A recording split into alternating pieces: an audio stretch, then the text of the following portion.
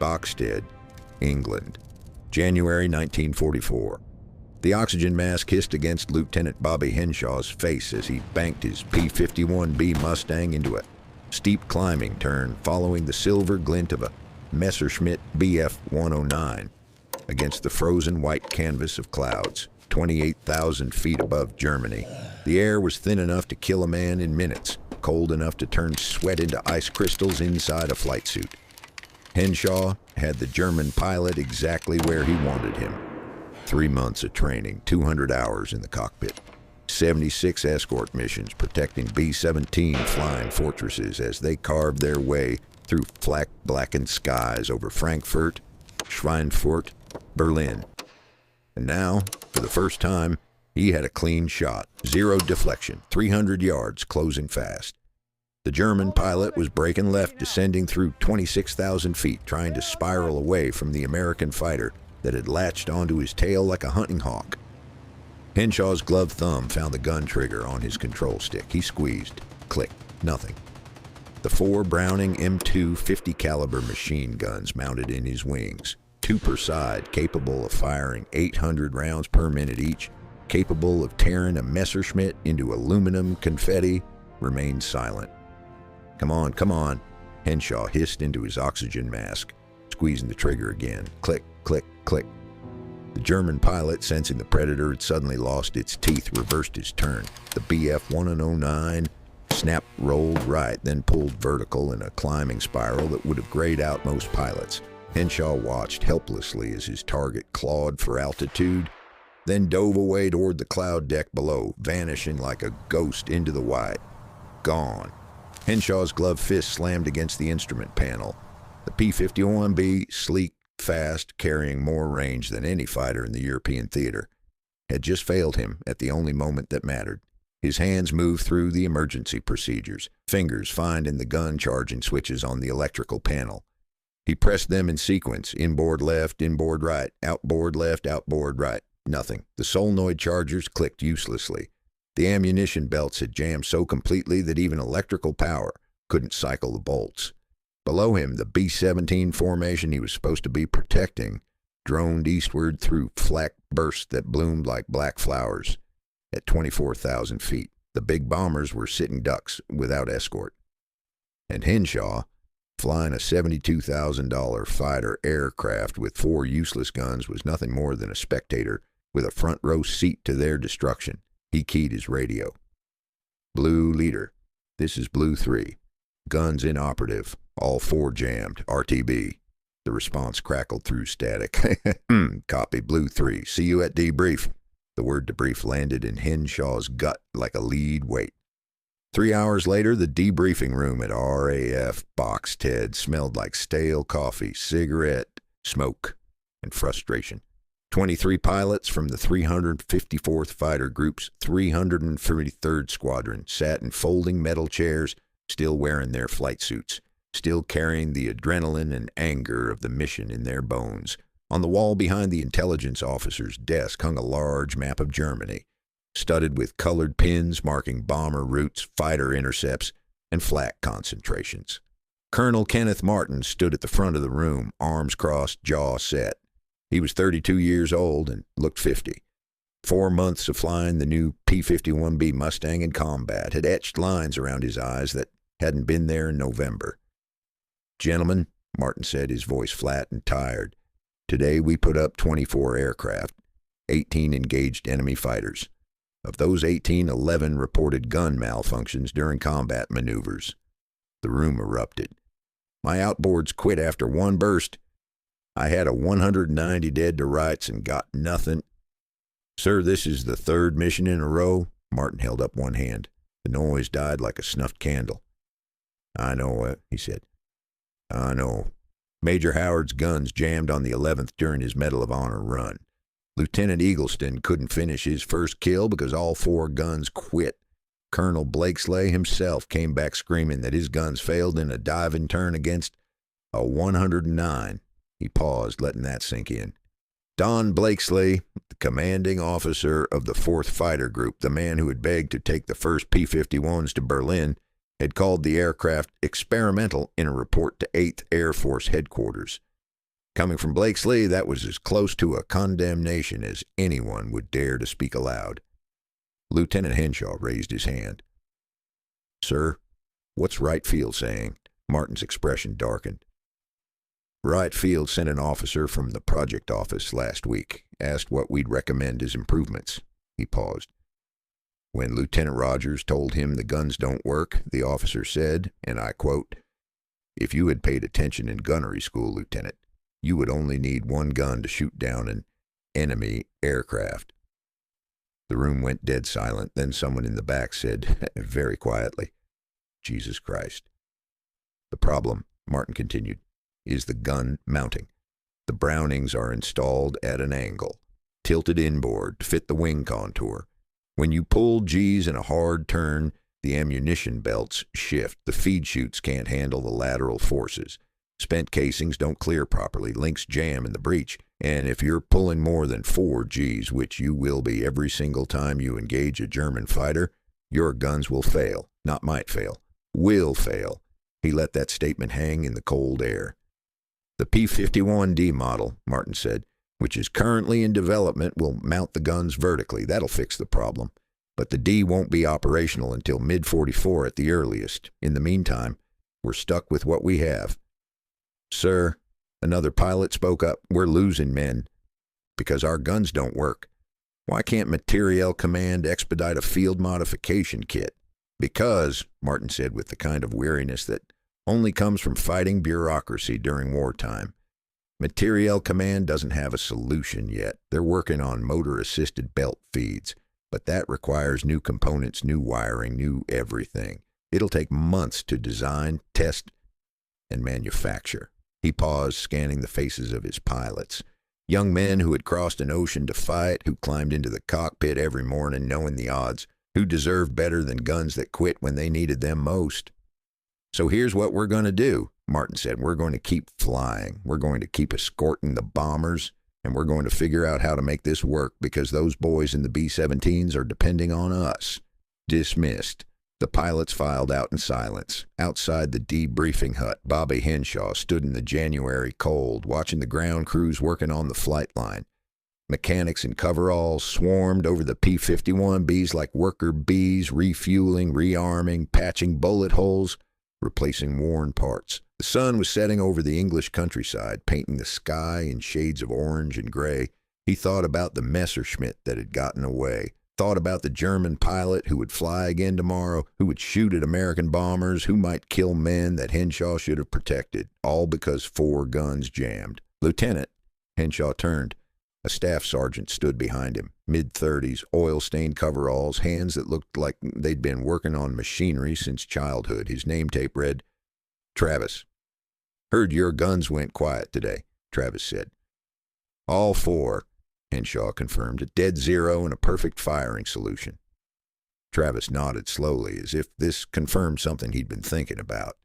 His eyes moved past Henshaw to the P-51B parked on the hard stand, its polished aluminum skin reflecting the dying light. "What if I told you," Travis said quietly, "that I know why they're failing?"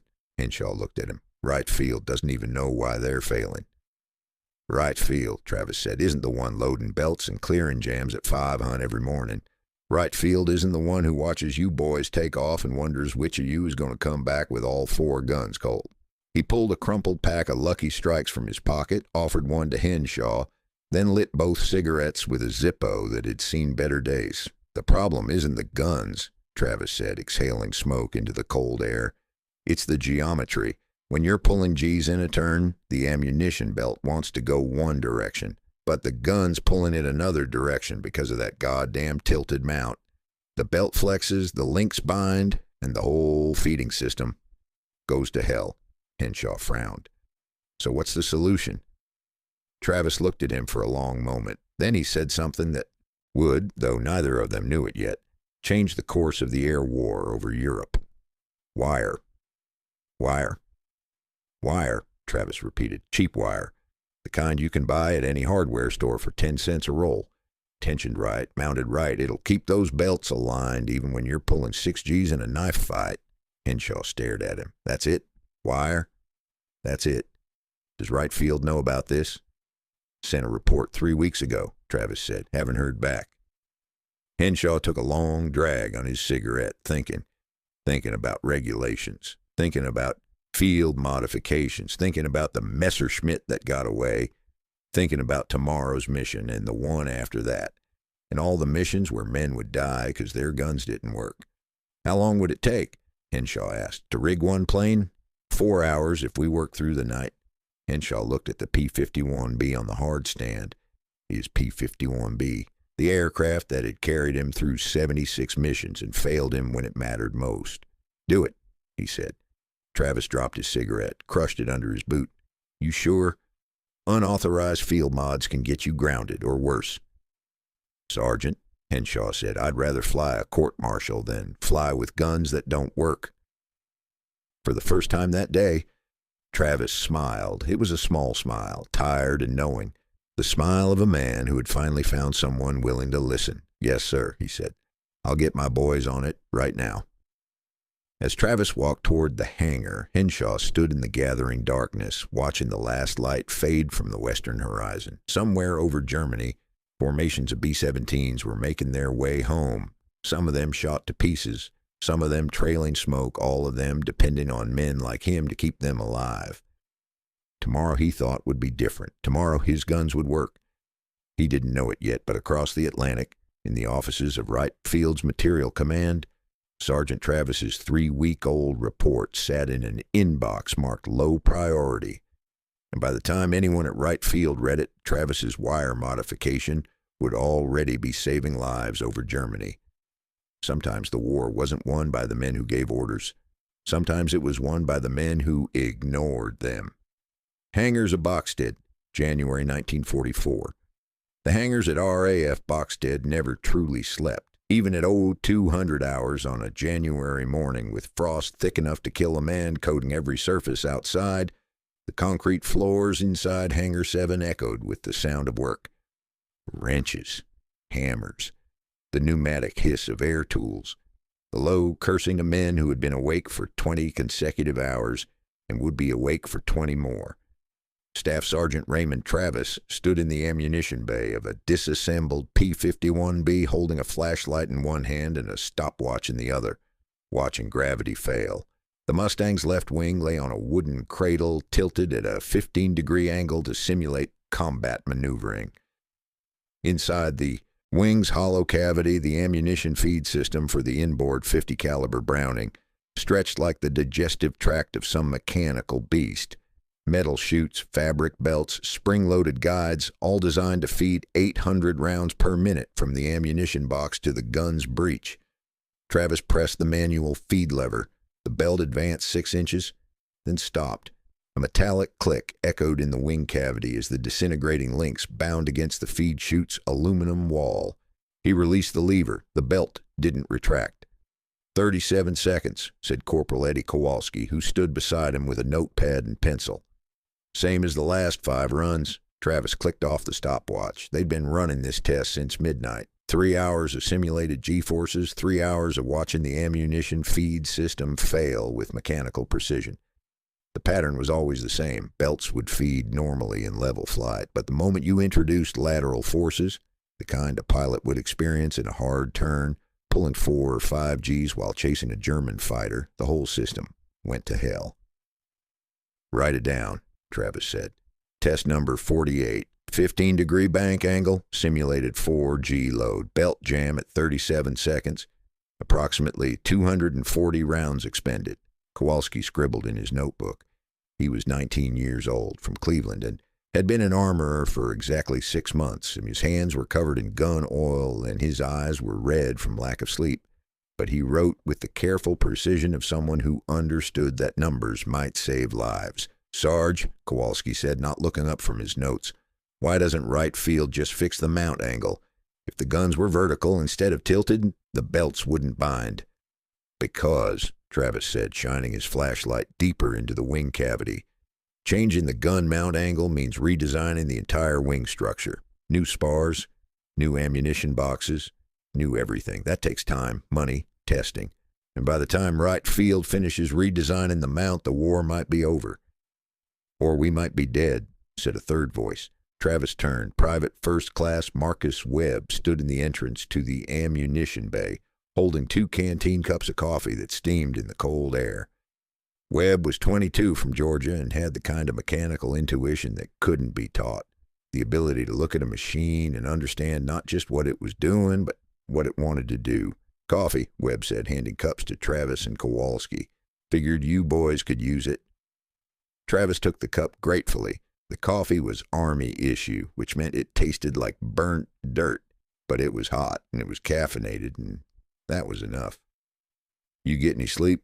Travis asked. "In 2 hours," Webb said. "Had dreams about ammunition belts. Woke up more tired than when I went to bed." He moved to the wing, crouching down to peer into the ammunition bay with the focused intensity of a surgeon examining a patient. His flashlight beam traced the path of the jam belt, following it from the ammunition box through the feed chute to the point where it had bound against the aluminum housing. "It's the geometry," Webb said quietly. "Look at this." He pulled a pencil from his coveralls and used it to point at the feed chute. When the gun's level, gravity pulls straight down on the belt. The feed mechanism is designed for that. But when you bank the aircraft, he tilted his hand to demonstrate, gravity's still pulling straight down, but now the belt's trying to feed at an angle to gravity. The links want to stack on the lower side of the chute, but the gun's pulling them forward. That creates a bind point right here. He tapped the aluminum with his pencil. Travis nodded slowly. Webb had just articulated what Travis had been suspecting for 3 weeks, ever since the gun jams had started becoming a pattern instead of an anomaly. "So the problem isn't the guns," Kowalski said. "It's physics." "The problem," Travis corrected, "is that North American Aviation designed this aircraft for level flight escort missions. They didn't fully account for what happens when pilots start dogfighting, and now we've got 200 pilots flying combat missions, with guns that work perfectly on the ground and fail the second they pull a hard turn." He drained his coffee, grimaced at the taste, and set the cup down on the workbench. Outside the hangar, he could hear the distant rumble of engines as the first mechanics started pre-flight checks for the morning mission. In 4 hours, 24 P-51Bs would take off from Boxted's runway, fly 300 miles into Germany, and pray their guns worked when they needed them. "All right," Travis said, "let's try something." For the next hour, the 3 men worked in silence, their movements choreographed by months of shared labor. They removed the ammunition belt from the wing cavity, laid it out on the workbench, and examined every link under the harsh glare of the hangar's overhead lights.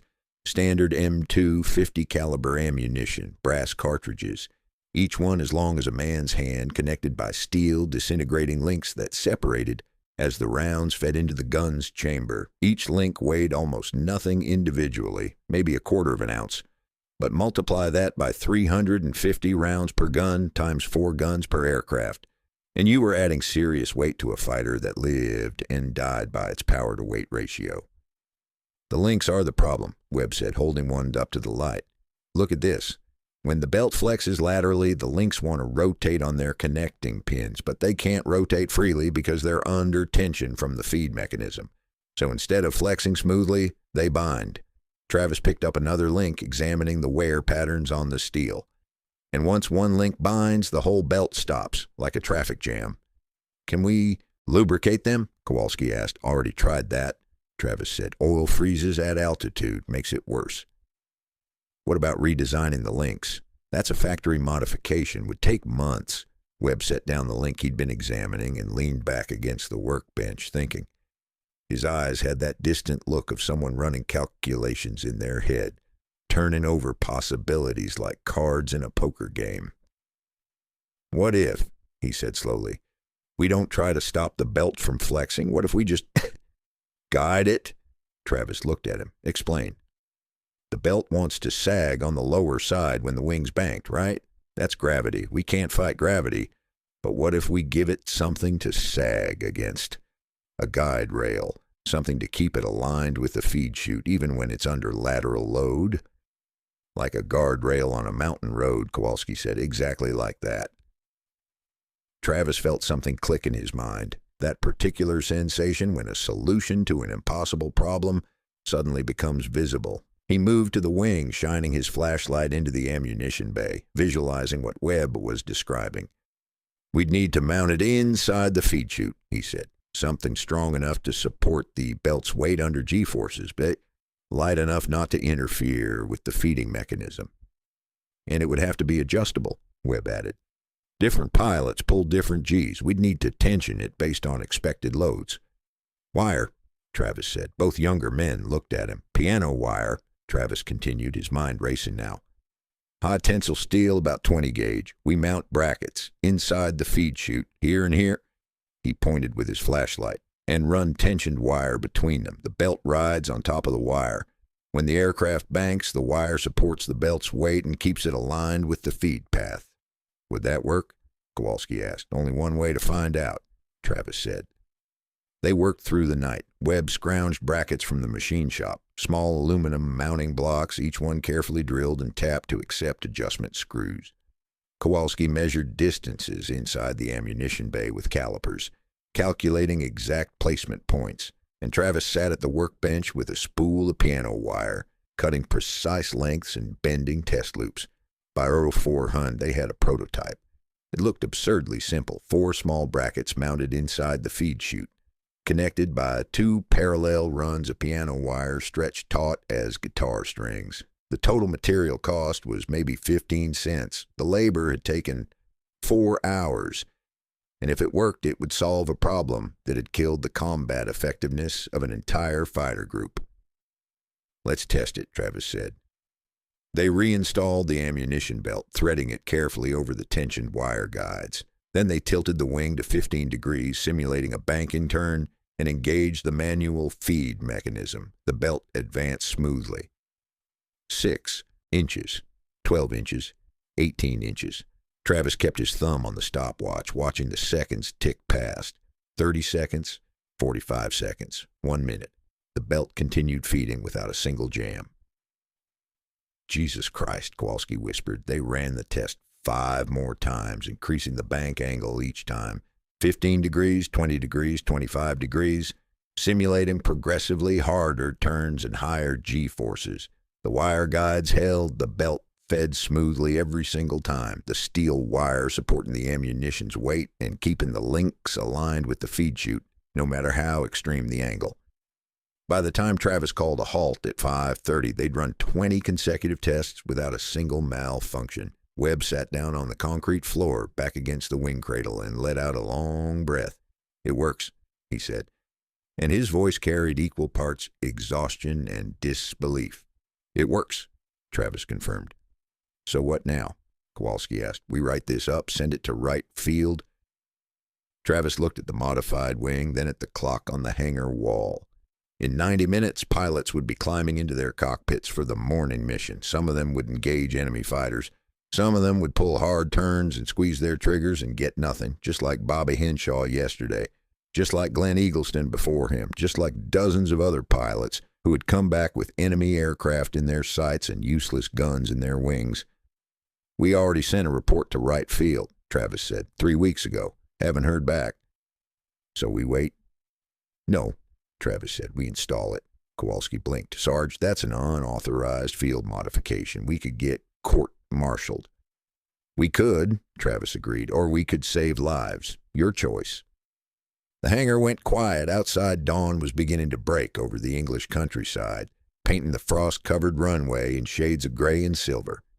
Somewhere in the distance, a Merlin engine coughed to life, then settled into the deep rumble that meant another mission was beginning.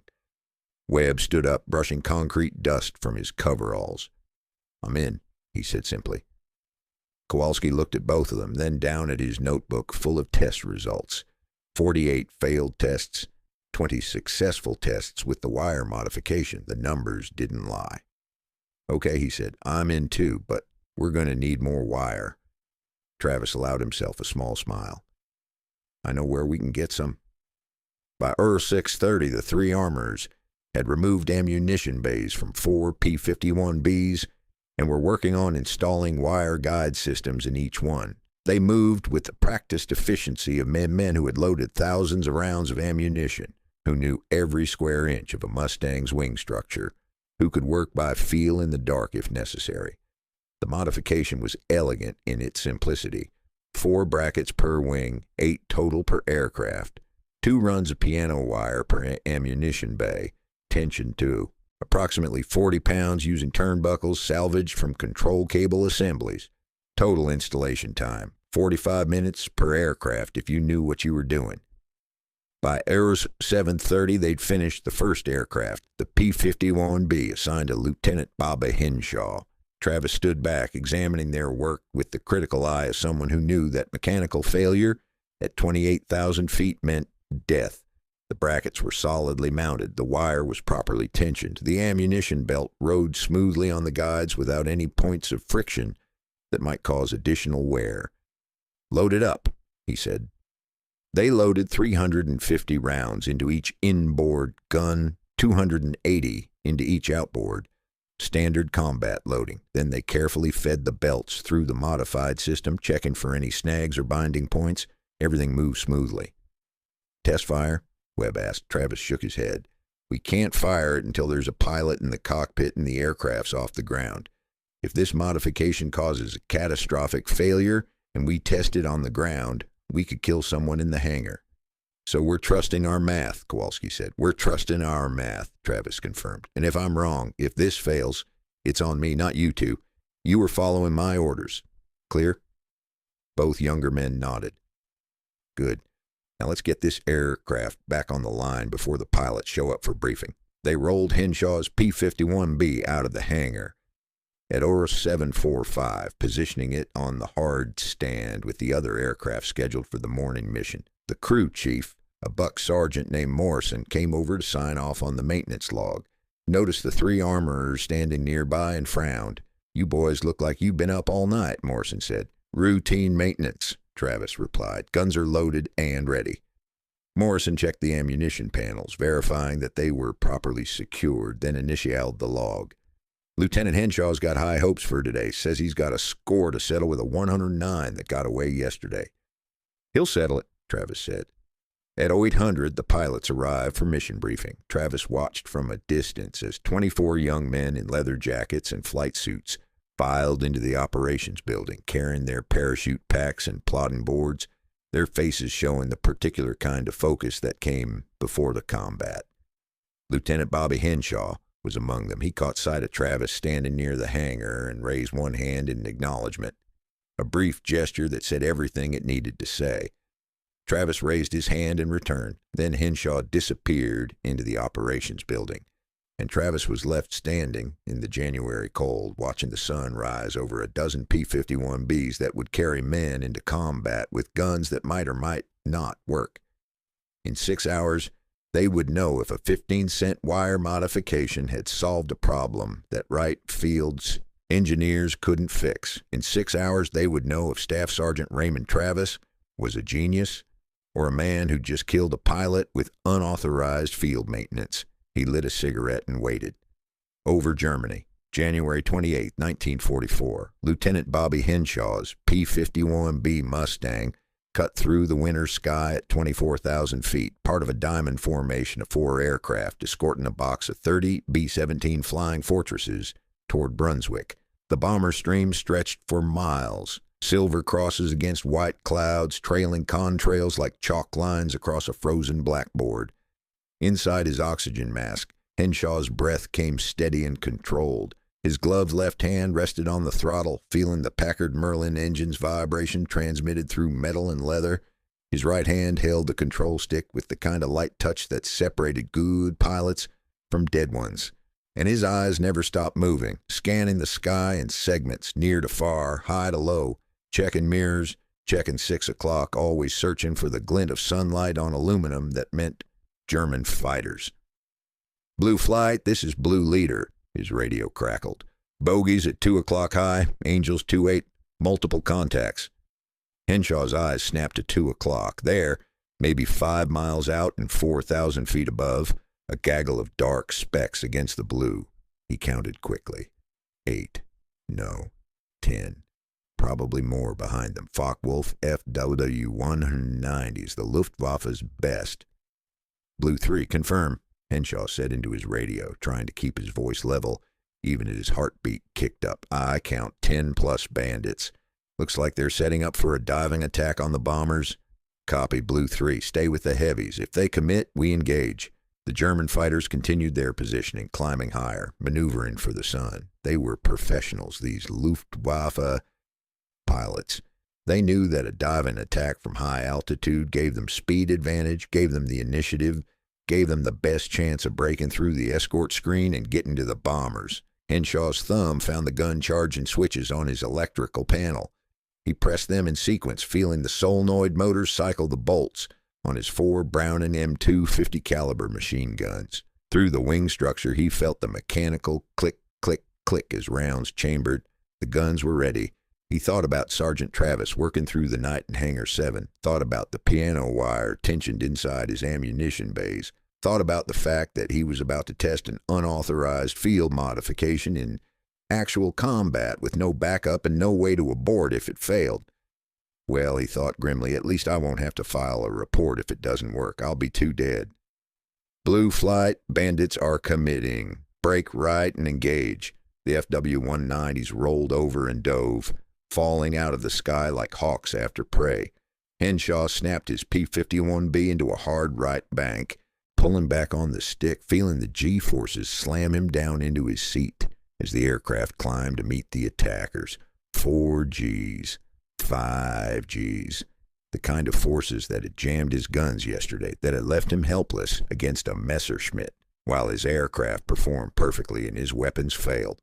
The lead Fw-190 flashed past, undershooting his turn. Henshaw reversed, rolled inverted, pulled through into a descending spiral that put him on the Germans' 6 o'clock. 300 yards. Closing. His thumb found the trigger. He squeezed. The P-51B shuddered as all 4 guns opened fire. Prap. 50 caliber tracers reached out across the sky, a stream of red-white fire that converged on the Fw-190's tail section.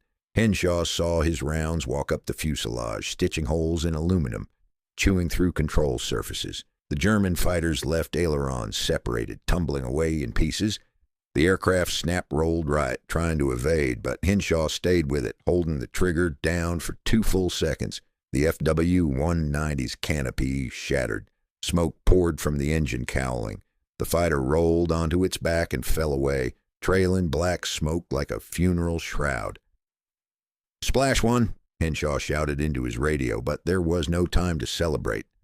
2 more Fw-190s were diving on the bomber formation, and he hauled his Mustang into a climbing left turn to intercept them, pulling 6 Gs, feeling the blood drain from his head, fighting to stay conscious as the world grayed at the edges. And his guns kept firing. He caught the second Fw-190 in a deflection shot, 40 degrees angle off, 200 yards, walking his tracers through the target's flight path like a hunter leading a duck. The German pilot never saw it coming. Henshaw's rounds hammered into the cockpit area. The Fw-190 rolled violently left, then nosed over into a vertical dive that would end somewhere in the frozen German countryside, 24,000 feet below. "Blue 3, you're clear. Break left. 2 bandits on your tail." Henshaw snap-rolled left, inverting his aircraft, pulling through into a diving spiral. Behind him, an Fw-190 followed, the German pilot good enough to stay with the maneuver. Henshaw could see the flashes from the enemy's nose-mounted cannons, could see 20-millimeter rounds arcing past his canopy like glowing baseballs. He pulled harder, tighter, forcing his aircraft into a turn that pushed the P-51B's airframe to its limits. 7 Gs. The wings flexed, the engine groaned, and somewhere inside those wings, piano wire tensioned by Sergeant Travis was holding ammunition belts in perfect alignment, allowing the guns to feed smoothly despite forces that would have jammed them yesterday. Henshaw leveled out. The Fw-190 still behind him, but losing angle. The German had committed to the pursuit, and now he was locked into a turning fight with an aircraft that could outturn him at high altitude. Basic fighter combat. Whoever could maintain the tightest. Sustained turn would eventually slide behind their opponent. The Mustang won that fight every time. Henshaw held the turn for 20 seconds, watching his airspeed bleed off, watching the Fw-190 drift wider as the German pilot fought to stay with him. Then the moment came. The Fw-190's nose slipped outside Henshaw's turn radius, and suddenly the hunter became the hunted. Henshaw reversed, rolling right, pulling through, settling into the Fw-190's. 6 o'clock at 200 yards, perfect firing position. He squeezed the trigger. All 4 guns hammered. The Fw-190 tried to dive away, but Henshaw stayed with it, pouring fire into the enemy fighter's wing root. He saw pieces of aluminum skin rip away, saw the right wing buckle, saw the entire outer wing panel separate from the fuselage in a catastrophic structural failure. The Fw-190 tumbled, spinning, broken, falling. 3. Blue 3, status. Henshaw checked his instruments. Fuel good, oil pressure good, coolant temperature good. Ammunition, he'd fired maybe 200 rounds total across all 4 guns. Still had plenty left. Blue 3 is Winchester on 3 bandits, he reported, using the call sign for successful engagement. Guns functioning normally, returning to escort position. There was a pause on the radio. Then Blue Leader's voice came back, and Henshaw could hear the grin in it. Copy that, Blue 3, good shooting. The big friends send their thanks. Henshaw rejoined the formation, sliding into position 500 yards abreast of the bomber stream. Below and ahead, the B-17s droned onward toward Brunswick, their bomb bay doors already opening for the attack run. The Fw-190s had scattered after losing 3 aircraft in as many minutes. The escort had held, and for the first time in 2 months, Lieutenant Bobby Henshaw had flown a combat mission with guns that worked exactly the way they were supposed to work. He keyed his radio one more time. Blue Leader, Blue 3. When we get back to Boxted, I need to buy a mechanic a beer. RAF Boxted, 6 hours later. Sergeant Travis stood on the hard stand watching the P-51Bs return from the mission. They came in low over the English countryside, exhausted pilots nursing tired aircraft home, props windmilling, Merlin engines throttled back to save fuel. One by one they touched down on the runway, tail wheels kissing concrete, bleeding off speed, taxiing toward their hard stands where ground crews waited with fuel trucks and ammunition carts. Travis counted them. 24 aircraft had taken off that morning. 24 aircraft were coming back. That was rare. That was good. Bobby Henshaw's Mustang rolled up to its hard stand, and Travis could see immediately that the guns had been fired. The barrels were streaked with carbon. The wing panels showed powder residue around the gun ports. This aircraft had been in a fight. The propeller stopped spinning. The engine coughed once and died. The canopy slid back, and Henshaw climbed out onto the wing, moving with the stiff, careful motions of someone who'd been sitting in a cramped cockpit for 6 hours. He saw Travis and grinned. "Sergeant," Henshaw said, jumping down from the wing, "I owe you my life." Travis felt something unknot in his chest. Tension he hadn't realized he'd been carrying since 800 that morning when the first aircraft had taken off. The modification worked? Worked? Henshaw laughed. "Sergeant, I pulled 6G turns. I fired 200 rounds in sustained bursts. I did every goddamn thing that should have jammed those guns according to our last 2 months of experience." He paused. "And they never missed a beat, not once, not even a stutter." Corporal Kowalski and Private Webb appeared from the hangar, both wearing identical expressions of cautious hope. "How many?" Webb asked quietly. 3 Fw-190s confirmed, Henshaw said. "Would have been 4, but I ran out of angles on the last one." Travis closed his eyes for a moment. 3 confirmed kills in one mission, with guns that 2 days ago they would have quit after the first turn.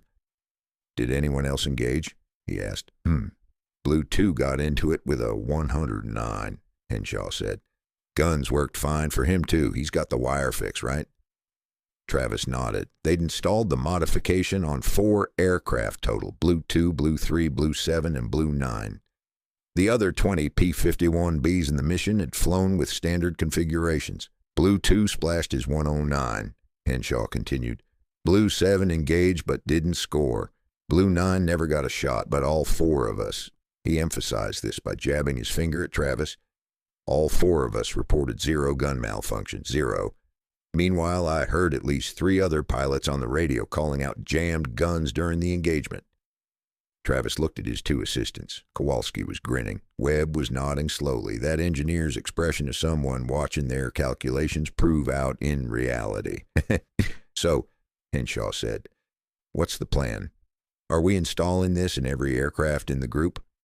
That was the question, wasn't it? They'd proven the modification worked, but it was still unauthorized, still technically a violation of regulations, and if Travis pushed this forward without proper channels, he could face serious consequences.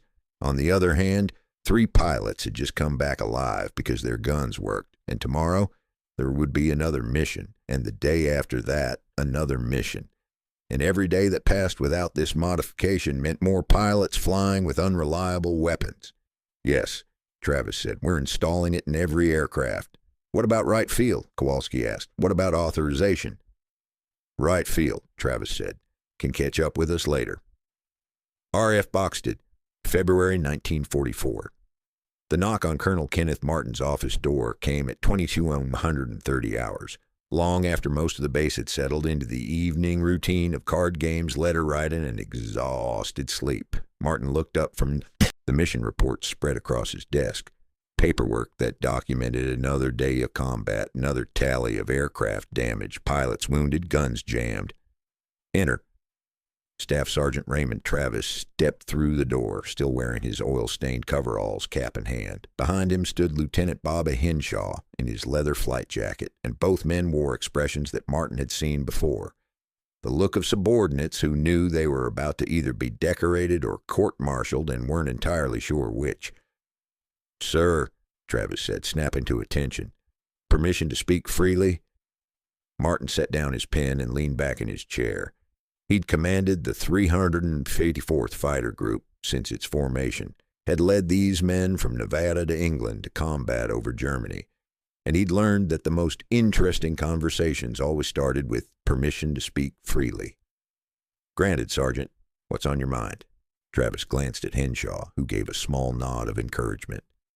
"Sir, I need to report an unauthorized field modification to aircraft armament systems, and I need to request permission to expand that modification to every P-51B in the group." Martin's expression didn't change, but internally he felt something shift. That particular awareness that comes when you realize a situation has just become complicated. Unauthorized field modification was military bureaucracy's way of saying someone had changed equipment without proper channels, which could mean anything from a slap on the wrist to a court-martial, depending on the consequences. "Explain," Martin said simply.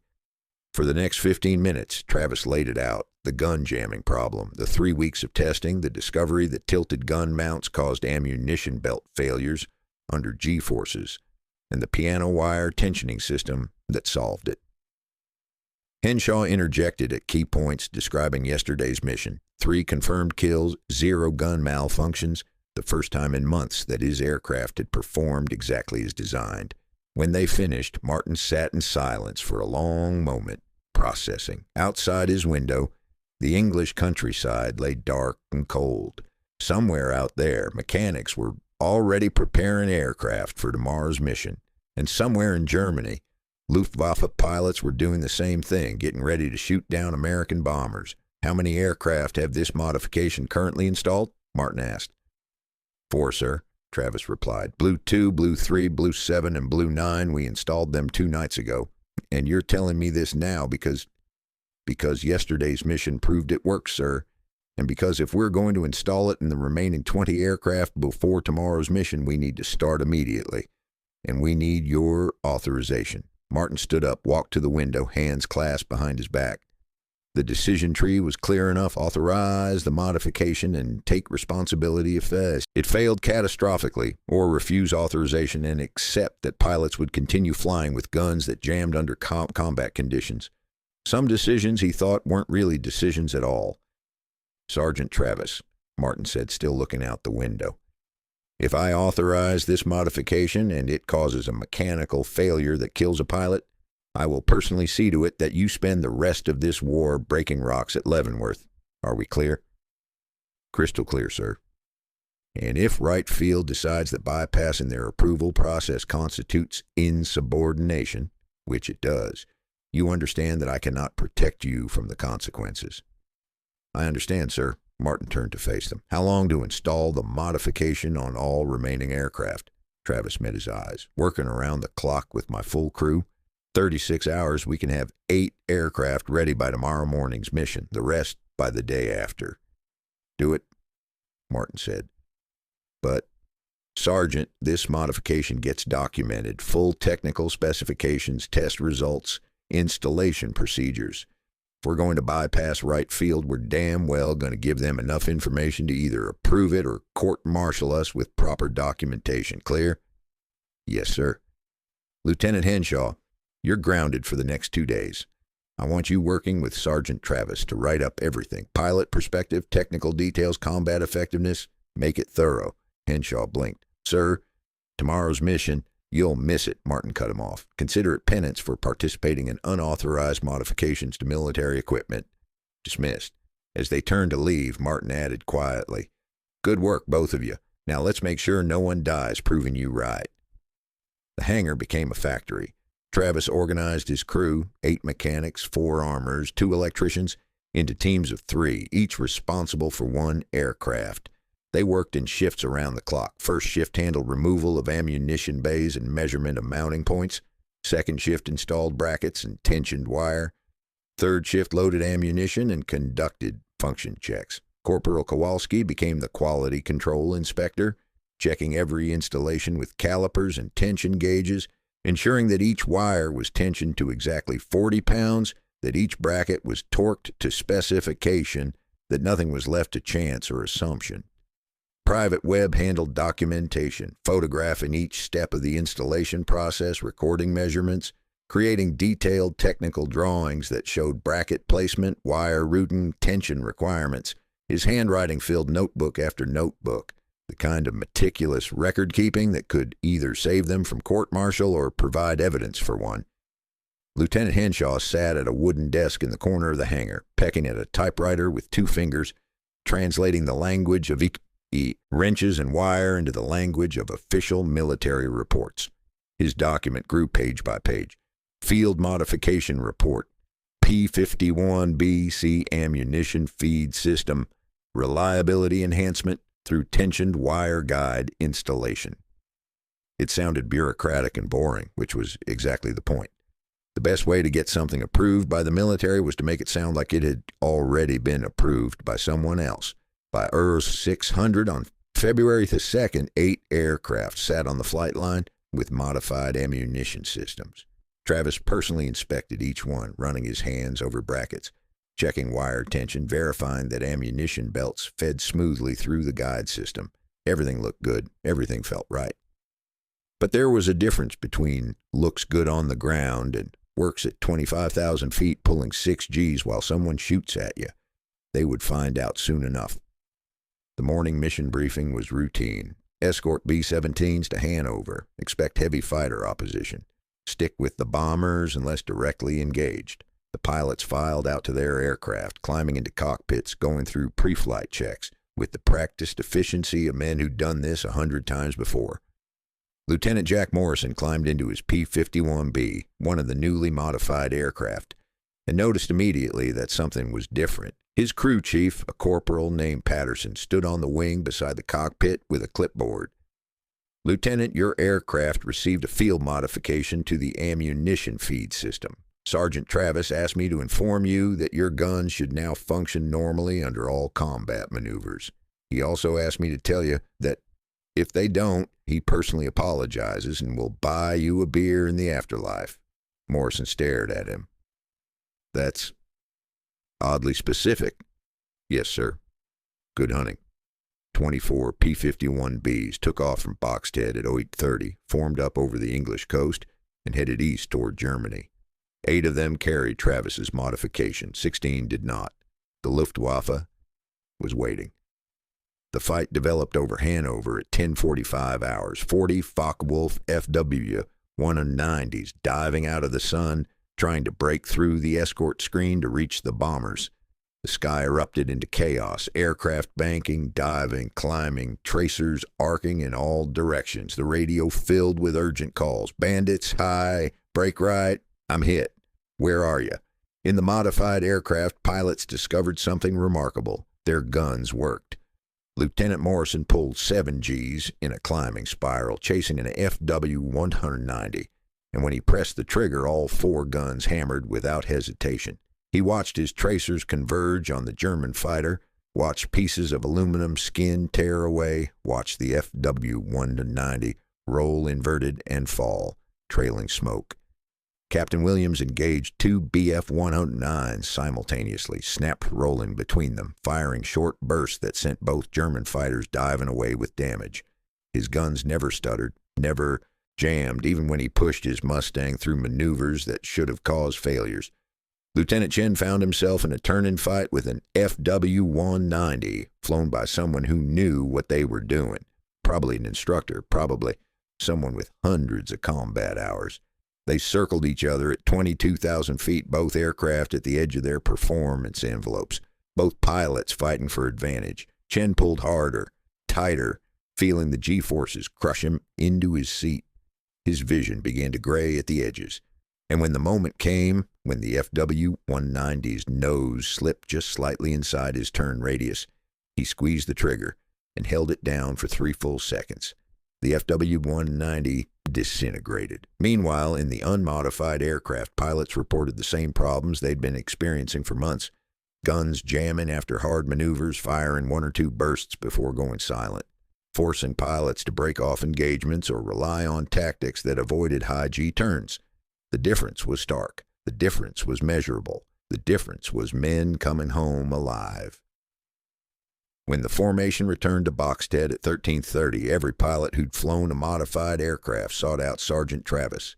They found him in the hangar, already working on the next batch of installations, covered in grease and exhaustion. Lieutenant Morrison spoke for all of them. "Sergeant, I don't know what you did to my guns, but whatever it was, it saved my life today. Thank you." Travis nodded, too tired for words. But that night, when Colonel Martin called him back to the office, he found something unexpected. A bottle of whiskey on the desk, and the colonel pouring 2 glasses. "Sit down, Sergeant." Travis sat. Martin pushed a glass across the desk.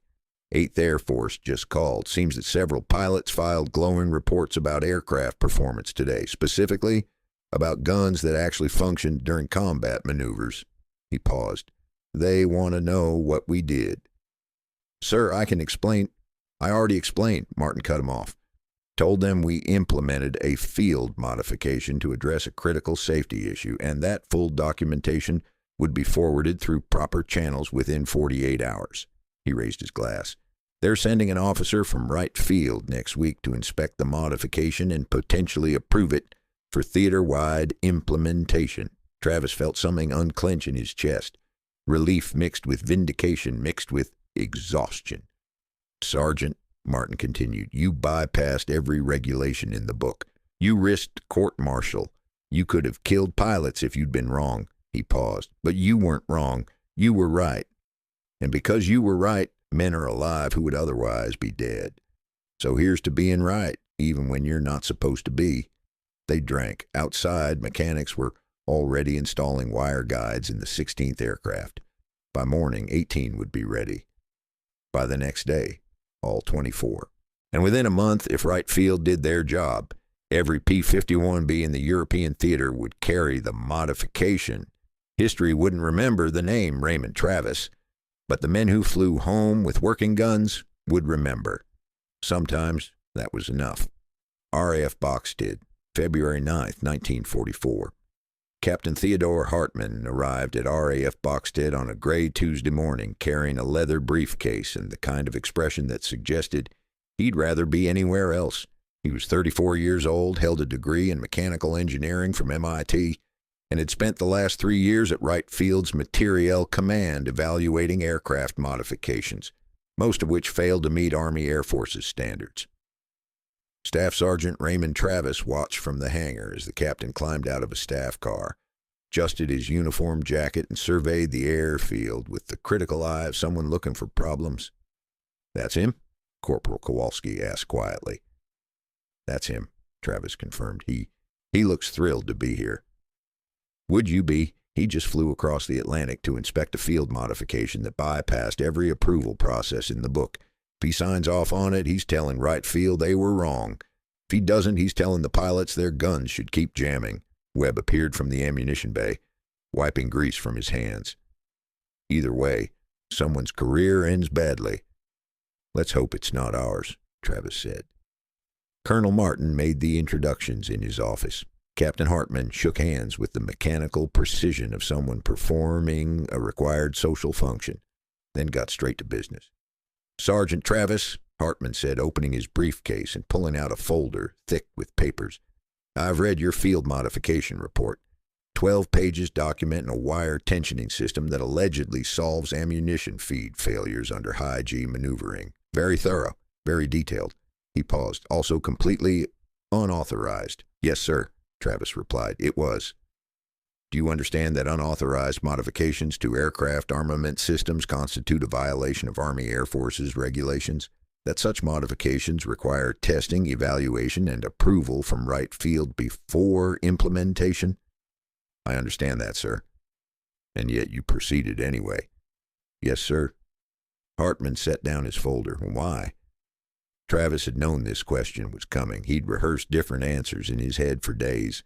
Because pilots were dying, because Wright Field wasn't responding fast enough, because regulations don't mean much when you're watching men take off with guns that don't work. But in the end, he gave the simplest answer. Because I could fix it, sir, and waiting for approval meant more dead pilots. Something flickered in Hartman's expression, not quite approval, but maybe recognition. He picked up his folder again, flipping through pages covered in Travis's handwriting, technical drawings, test results. Your report mentions 48 failed tests before developing the wire guide system. Walk me through your methodology. For the next hour, Travis explained everything. The testing apparatus, the simulated G-forces, the discovery that angled gun mounts cause lateral belt displacement under load, the decision to use piano wire as a guide system rather than trying to redesign the mount angle, the bracket placement calculations, the tension requirements, the installation procedure. Hartman listened, occasionally asking questions, making notes in a small leather notebook. Colonel Martin sat quietly in the corner, watching the exchange with the careful neutrality of someone who'd already picked his side but couldn't say so out loud. And combat results? Hartman asked. 17 missions flown by modified aircraft, Travis said. 0 gun malfunctions reported. Pilots are reporting successful engagements that would have been impossible with standard configurations. Lieutenant Henshaw alone has 5 confirmed kills since receiving the modification. 5 kills in 7 days, Hartman repeated. That's significant. Yes, sir. Meanwhile, aircraft without the modification continue reporting jamming failures at approximately the same rate as before, 60 to 70% of engagements involving high G maneuvers. Hartman closed his folder. I need to inspect the modification, see an installed system, talk to the pilots who've flown with it. Of course, sir, this way. The P-51B sat in Hangar 7 with its ammunition bay panels removed, exposing the modification for inspection. Hartman spent 20 minutes examining every detail. Bracket placement, wire routing tension points, clearances between wire and ammunition belt. He measured distances with calipers, checked torque values on mounting bolts, ran his fingers along the wire, feeling for burrs or imperfections. The wire is commercial-grade piano wire, he observed. Yes, sir. 20-gauge high-tensile steel costs about 15 cents per aircraft. Hartman made a note. And the brackets? Machined aluminum. We fabricated them in the base machine shop using scrap material. Total material cost per aircraft is approximately 40 cents, including wire, brackets, and mounting hardware. 40 cents, Hartman repeated. He looked at Travis. Sergeant, do you understand what this means? If this modification works, and I emphasize if, you've solved a problem that Wright Field's best engineers couldn't solve. Using 40 cents worth of materials and basic machine shop tools? I had good help, sir. Travis gestured to Kowalski and Webb, who stood nearby. Corporal Kowalski ran quality control on every installation. Private Webb handled documentation and technical drawings. This wasn't one man's work. Hartman nodded slowly, then turned to Colonel Martin. I'd like to observe a test flight. Can that be arranged? We have a mission briefing in 30 minutes, Martin said. You're welcome to attend and watch the aircraft launch. That won't be sufficient. I need to fly in a modified aircraft myself. The hangar went quiet. Martin frowned. "Captain, with respect, you're a technical evaluator, not a combat pilot. I can't authorize—" "I'm qualified in the P-51B," Hartman interrupted. 300 hours. I flew test missions at Wright Field before this assignment." He looked at Travis. "If I'm going to recommend this modification for theater-wide implementation, I need to experience it under operational conditions, not simulated, not theoretical, operational." Travis felt something shift in his understanding of Captain Theodore Hartman. The man wasn't just a bureaucrat checking boxes. He was an engineer who understood that the only test that mattered was the one that happened when people were trying to kill you. "Sir," Martin said carefully, "if I put you in a combat aircraft and you're killed, Wright Field will have my head on a plate. If you don't put me in a combat aircraft and I recommend a modification that fails catastrophically, Wright Field will court-martial us both." Hartman's expression remained neutral. "I'll take my chances with the Germans, Colonel. Assign me to an escort mission." Martin looked at Travis, who could only shrug. This was above his pay grade. "All right," Martin said finally. "But you fly as my wingman, my responsibility. And, Captain, if you get yourself killed testing Sergeant Travis's modification, I'm putting that in the report." Hartman allowed himself the smallest of smiles. "Fair enough, Colonel." 24,000 feet over Germany. 3 hours later, Captain Hartman had forgotten what combat felt like. Wright Field was safe. Wright Field was laboratories and wind tunnels and comfortable offices where engineers argued about theoretical load factors and safety margins. Wright Field was where you could spend 3 months evaluating a modification and never once have to face the consequences of getting it wrong. This was different. The bomber stream stretched ahead. 30 B-17 flying fortresses in tight formation, their contrails painting white lines across the frozen German sky. Hartman flew 500 yards to Colonel Martin's right, part of a 4-ship diamond providing escort. His modified P-51B felt exactly like every other Mustang he'd flown, responsive, powerful, eager. Then the Germans arrived. "Bandits! 3 o'clock high. Multiple contacts." Hartman's head snapped right there. Maybe 12 Focke-Wulf Fw-190s diving out of the sun, coming down like hammers toward the bomber formation. Martin's voice crackled over the radio. "Blue flight, break right and engage." Hartman yanked his stick right, pulling 4 Gs, climbing to intercept. The world compressed around him. Tunnel vision, G-forces crushing down. Every ounce of concentration focused on flying, on fighting, on surviving. An Fw-190 flashed past, undershooting its attack. Hartman reversed, pulled harder, 6 Gs now, his vision graying, and settled onto the German's tail. His thumb found the trigger. He squeezed. All 4 guns erupted. The P-51B shuddered with recoil. Tracers reached across 300 yards of empty air and hammered into the Fw-190's wing root. Pieces of aluminum flew. The German fighter snap-rolled left, trying to evade, but Hartman stayed with it, pulling 7 Gs. The edge of human consciousness, his world reduced to nothing but the illuminated gun sighting and the target in front of it. And his guns kept firing, no jam, no stutter, no mechanical failure at the exact moment when failure meant death. Just 4 Browning M2 machine guns doing exactly what they were designed to do, feeding smoothly from ammunition boxes through wire-guided feed chutes, delivering 800 rounds per minute exactly when and where he needed them. The Fw-190 fell away, trailing smoke. Hartman leveled out, checking his instruments, his breathing ragged inside the oxygen mask. Around him, the fight continued. Aircraft banking, diving, climbing, the radio filled with urgent calls. But his guns had worked. Under operational conditions. Under maximum G load. Under circumstances where theoretical calculations mattered not at all, and the only thing that mattered was whether you went home alive. Sergeant Travis's 40-cent modification had just saved Captain Theodore Hartman's life. RAF boxed it 6 hours later. The debriefing was brief. Hartman confirmed his first combat kill, the Fw-190, which made him officially an ace according to some definitions, and officially irrelevant according to his own assessment. What mattered wasn't the kill. What mattered was that his guns had functioned flawlessly through maneuvers that should have jammed them. That evening, Hartman found Travis in the hangar working on another installation. "Sergeant," Travis straightened, wiping his hands. "Sir, how was the flight?" "Educational." Hartman pulled out his notebook. "I'm recommending immediate approval of your modification for theater-wide implementation.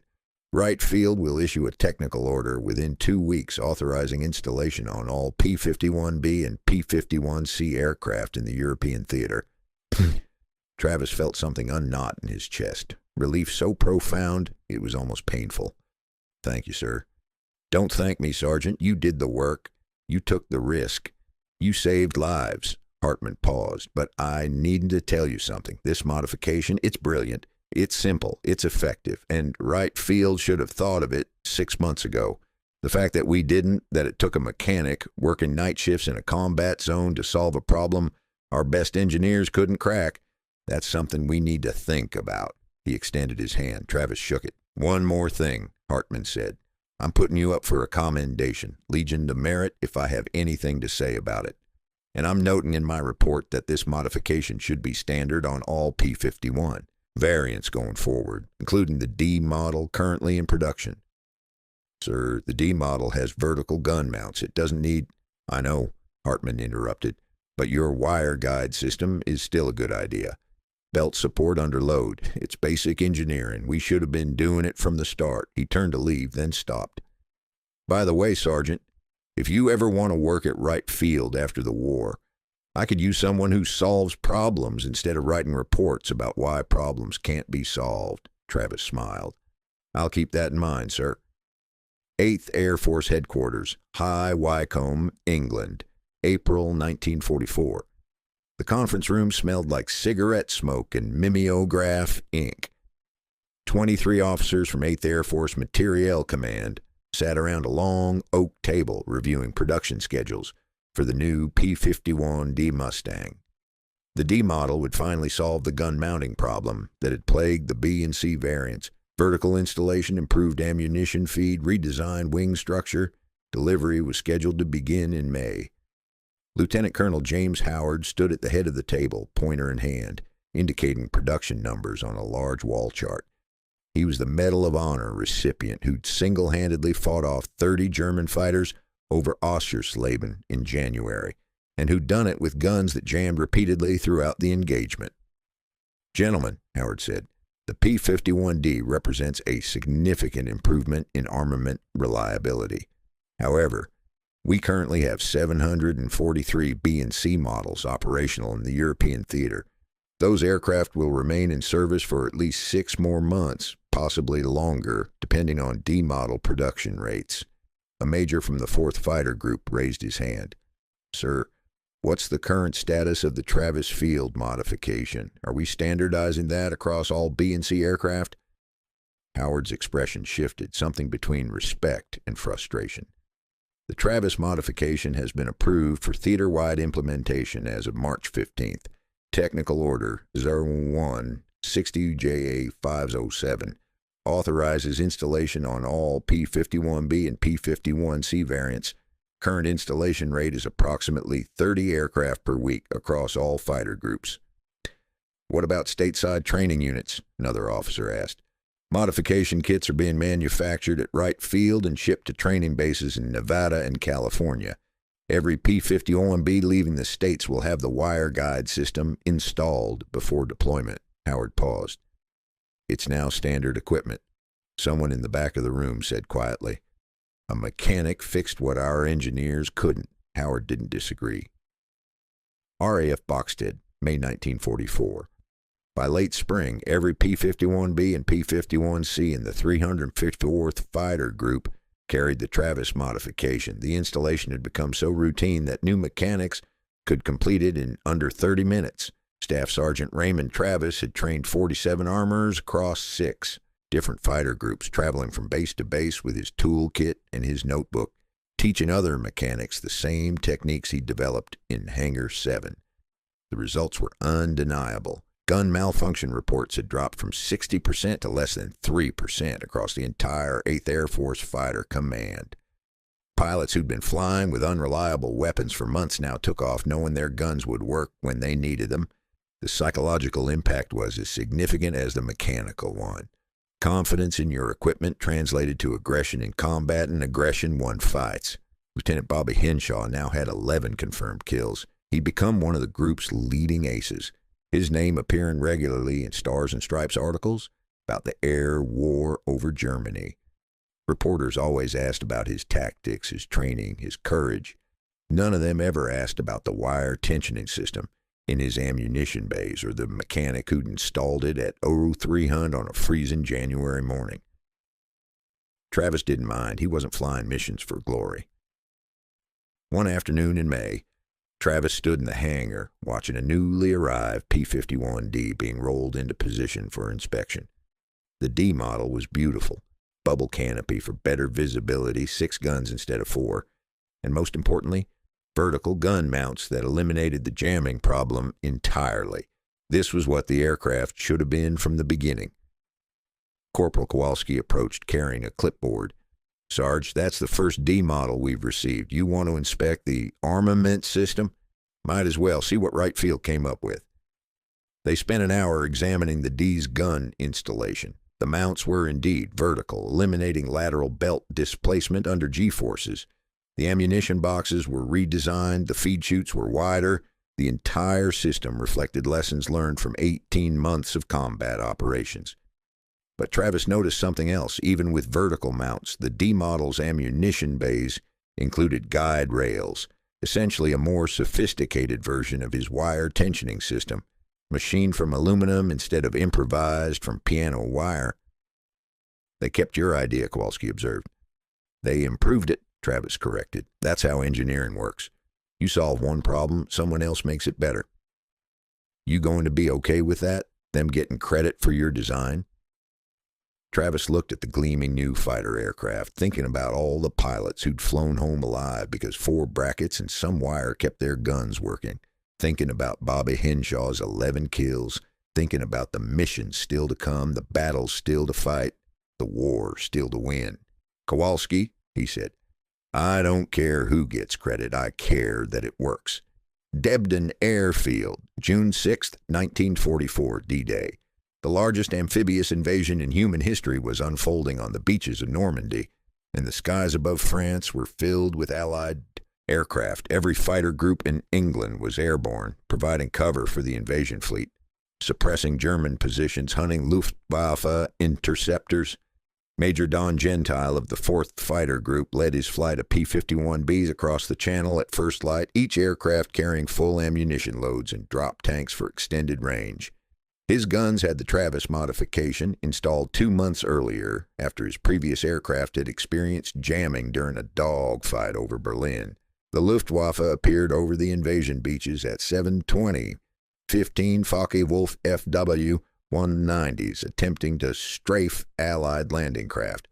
Gentile's flight intercepted them at 8,000 feet, diving out of the sun exactly the way the Germans had done to American bombers for years.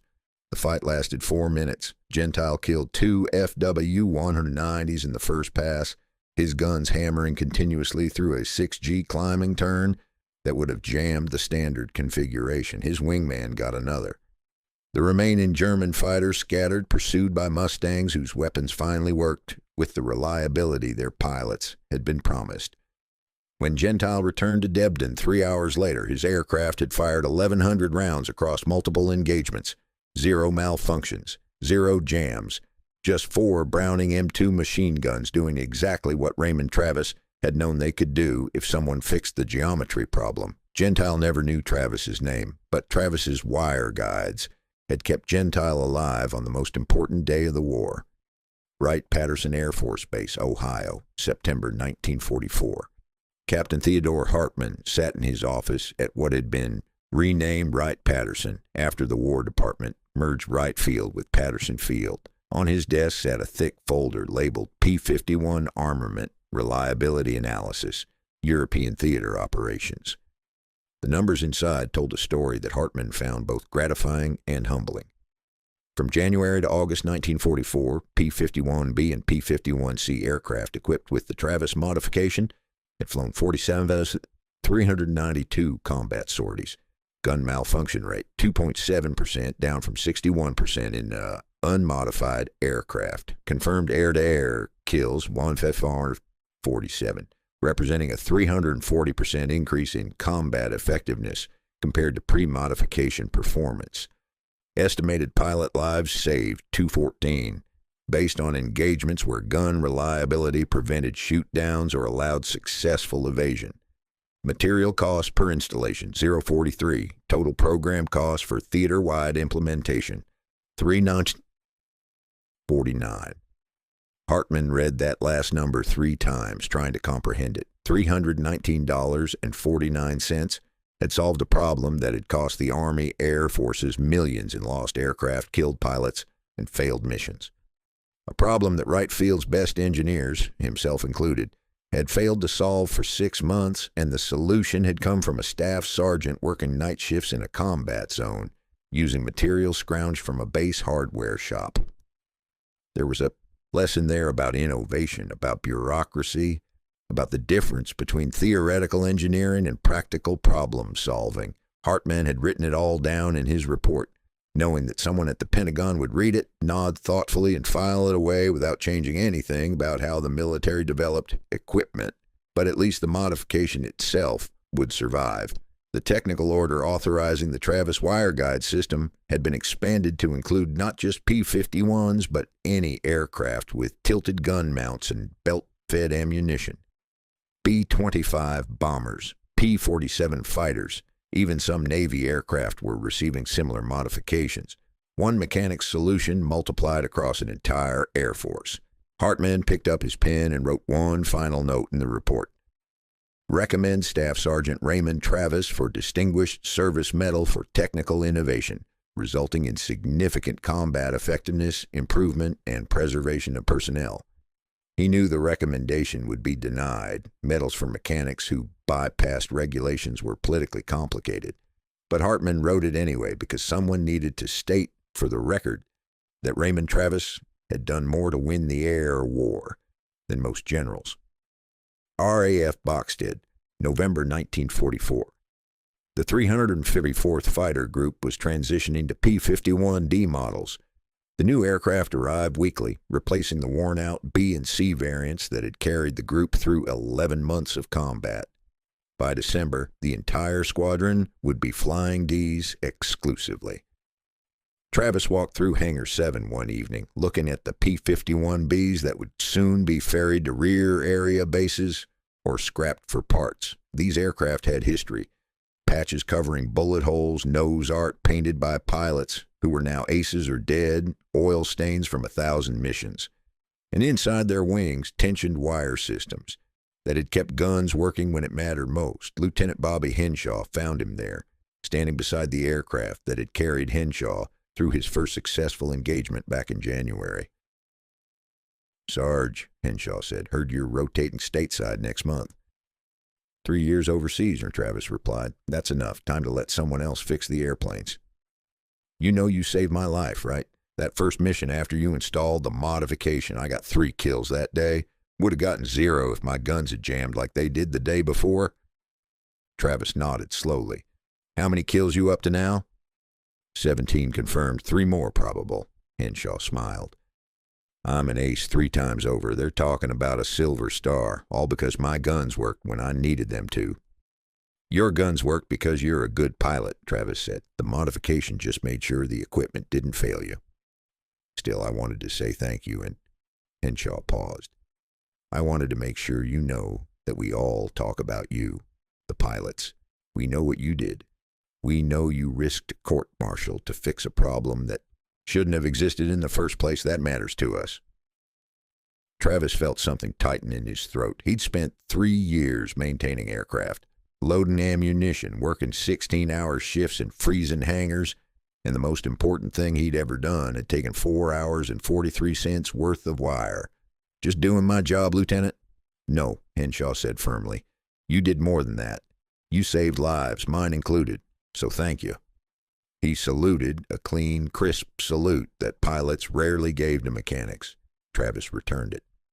After Henshaw left, Travis stood alone in the hangar for a long time, listening to the wind whistle through gaps in the corrugated metal walls. Outside, engines were warming up for a night training flight. The war continued, relentless and grinding, and somewhere over Germany, pilots were pulling triggers and trusting that their guns would work. Most of the time, they did. Wright-Patterson Air Force Base, March 1945. The war in Europe was entering its final months. The Luftwaffe was nearly destroyed, German industrial capacity was shattered, and Allied armies were closing in on Berlin from all sides. The P-51 Mustang had achieved air superiority so complete that bomber formations sometimes flew deep into Germany without encountering a single enemy fighter. In a small office at Wright-Patterson, a young lieutenant named Sarah Chen was compiling data for a post-war analysis of technical innovations. She'd been assigned to document modifications that had significantly impacted combat effectiveness, and the Travis wire guide system was at the top of her list. She pulled files from archives, field reports from the 354th Fighter Group, technical evaluations from Captain Hartman, maintenance logs from 23 different air bases. The story that emerged was remarkable. A staff sergeant with no engineering degree had solved a problem that had stumped MIT-educated experts. Chen wanted to interview Travis for her report, but when she tracked down his current assignment, she discovered he'd been discharged 3 months earlier. Medical reasons, chronic respiratory problems from years of exposure to aircraft exhaust and chemical fumes in poorly ventilated hangars.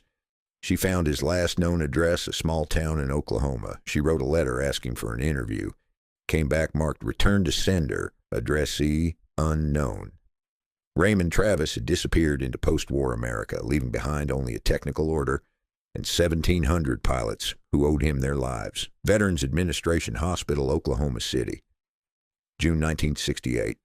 The old man in bed 7 of the pulmonary ward was dying slowly, his lungs destroyed by decades of breathing things that humans weren't meant to breathe. He was 73 years old, and most days he couldn't remember what he'd had for breakfast, but he remembered the war with perfect clarity. The young doctor making evening rounds noticed the patient staring at a black and white photograph on the bedside table. A group of men in coveralls standing in front of a P-51 Mustang, all of them grinning despite the cold and the exhaustion. "Is that you?" the doctor asked, pointing to a lean figure in the center of the group. "RAF Boxted," the old man said, his voice a rasp. January 44. That's me, Kowalski Webb. We'd just finished installing the wire guides in Lieutenant Henshaw's aircraft. Wire guides? For the ammunition belts. Kept them aligned under G-forces. The guns would jam without them. We fixed it. He coughed, a wet, rattling sound. Nobody believed it would work, but it did. The doctor nodded politely, the way medical professionals do when elderly patients tell war stories that may or may not be true. "Did you get a medal for that?" the doctor asked as the old man laughed, which triggered another coughing fit. When he recovered, he said, "No medals, but every mechanic in the 8th Air Force knew my name. That was better than a medal." "What was your name?" "Travis. Raymond Travis, Staff Sergeant, 354th Fighter Group." The doctor made a note in the chart and moved on to the next patient. 3 days later, and Raymond Travis died in his sleep. The Veterans Administration buried him with full military honors in a cemetery outside Oklahoma City. 14 people attended the service, a few distant relatives, some fellow veterans from the local VFW post, a chaplain. None of them knew that the man they were burying had saved over 200 pilots and contributed to 1,500 enemy aircraft destroyed. None of them knew that his 40-cent modification had changed the course of the air war over Europe. The headstone read simply, "Raymond Travis, Assistant U.S. Army Air Forces, 1895-1968. National Museum of the United States Air Force, Dayton, Ohio, present day." The P-51D Mustang, hanging from the ceiling of the museum's World War II gallery, is painted in the colors of the 354th Fighter Group. Its polished aluminum skin gleams under carefully positioned spotlights. A placard beneath it explains the aircraft's specifications, its combat record, its role in achieving air superiority over Germany. Nowhere on that placard is there any mention of wire guides or ammunition belt tensioning systems or a mechanic named Raymond Travis. But in the museum's research archives, accessible only to historians and researchers, there exists a thin folder labeled Field Modifications, European Theater. Inside that folder is Technical Order 0160JA507, dated March 15, 1944, authorizing installation of a wire-guided ammunition feed system on all P-51B and P-51C aircraft. The technical order includes detailed installation instructions, tension specifications, and a note crediting the modification to Field Personnel 354th Fighter Group, RAF Boxted. No names, no recognition, just an acknowledgement that somewhere in England someone had solved a problem that needed solving. That's how most wars are won, not by the generals who give orders or the politicians who declare victory, but by the people who see a problem and fix it because no one else will. The mechanics who work through the night, the engineers who ignore regulations when regulations get people killed, the men and women whose names never appear in history books but whose work changes everything. Raymond Travis never wanted glory. He wanted guns that worked. He wanted pilots to come home alive. He wanted to do his job well enough that it made a difference. He succeeded beyond measure. And if you ask any aircraft mechanic who studies World War II aviation history, they'll tell you about the Travis wire fix. They'll tell you about 43 cents worth of piano wire that solved a problem Wright Field couldn't crack. They'll tell you about a staff sergeant who ignored regulations because regulations were killing pilots. They'll tell you that sometimes the most important innovations come from the people who are closest to the problem. And they'll tell you that history isn't made by the men who give orders. History is built by minds like Raymond Travis, people who see what needs to be done and do it, consequences be damned. The P-51D hanging in the museum never needed the Travis modification. Its vertical gun mounts solved the jamming problem through redesign. But the 743 P-51Bs and Cs that flew combat missions from January to December 1944 couldn't wait for redesign. They needed a solution immediately. Raymond Travis gave them one. 214 pilots came home alive because of it. 1,500 enemy aircraft were destroyed because of it. The air war over Europe was won in part because a mechanic in a frozen hangar refused to accept that guns were supposed to jam. His name doesn't appear on any memorial. His photograph doesn't hang in any Hall of Fame. The medal he deserved was never awarded, but every mechanic knows his name, and in the end, that was all Raymond Travis wanted, to be remembered by the people who understood what he'd done and why it mattered. In the hangar, in the cold, in the dark, fixing the things that needed to be fixed, saving the lives that could be saved, one aircraft at a time.